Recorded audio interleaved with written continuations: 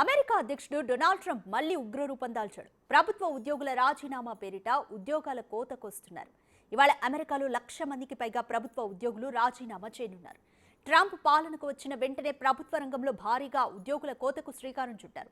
ప్రభుత్వానికి అనుగుణంగా ఉద్యోగాల నుంచి తప్పుకునే ఉద్యోగులకు ట్రంప్ ప్రభుత్వం రాజీనామాల కార్యక్రమాన్ని అమలు చేస్తోంది. ఇప్పటికే లక్షల సంఖ్యలో ప్రభుత్వ ఉద్యోగులు రాజీనామా చేయడానికి రెడీ అయ్యారు. ఇవాళ ఉద్యోగుల రాజీనామాకు లాస్ట్ డేట్. ఒకవేళ ఎంప్లాయీస్ రాజీనామా చేయకపోతే వారిని తొలగించేందుకు ప్రణాళికలు సిద్ధం చేయాలని ఫెడరల్ ఏజెన్సీలను ఆదేశించింది ట్రంప్ సర్కార్.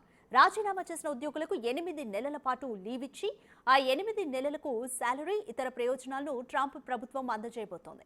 దీనికోసం $14.8 బిలియన్ ప్రభుత్వం ఖర్చు చేయనుంది. ఉద్యోగుల తగ్గింపుతో ఏటా $28 బిలియన్ ఆదా అవుతోందని అధికారులు అంచనా వేస్తున్నారు.